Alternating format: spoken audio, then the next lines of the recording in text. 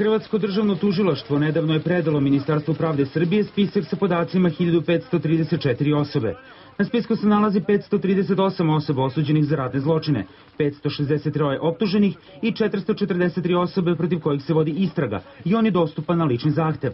Međutim, ostaje sumnja da li su ti spiskovi jedini. Savo Štrbac kaže da garancija nema jer ratne zločine zastareva. Ako protiv nekog nije bare otvorena istraga, onda on nije na ovim spiskovima, badava on provjeravao ili u Veritasu ili u Ministarstvu pravde ili u konzulatu hrvatskom, neće se naći tamo. Ali i onda posle toga se odluči da se vrati. I onda se podnese prijava. Svake godine imamo nekoliko. Jel da?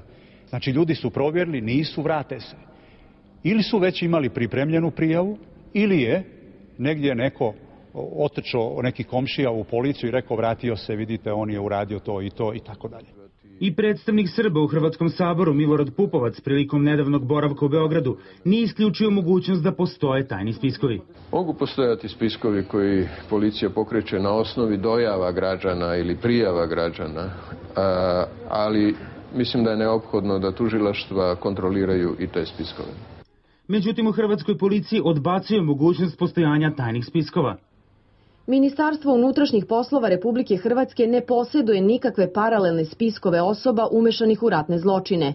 Prema poslovima koje obavlja policija, a u skladu sa zakonskom procedurom, policija na zahtev merodavnih sudova raspisuje međunarodne poternice za svim počiniocima krivičnih dela, za koje postoji informacija da se nalaze u inostranstvu, pa tako i za počinioce ratnih zločina. Milorad Pupovac dodaje da ima poverenje u hrvatsko pravosuđe i apeluje na građane Srbije da ukoliko ih nema na spiskovima u Ministarstvu pravde, bez straha posete Hrvatsku.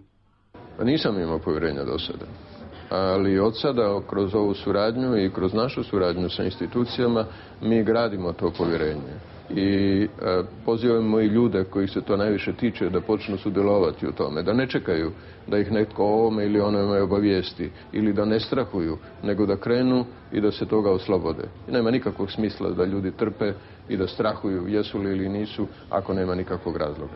Kako su ranije naveli u Ministarstvu pravde Srbije, država je preuzela obavezu da pomogne svima protiv kojih se vodi istraga za ratne zločine, ali da prati situaciju i neprestano obnavlja spiskove eventualnim novim imenima, kako ne bi bilo iznenađenja prilikom prelaska hrvatske granice.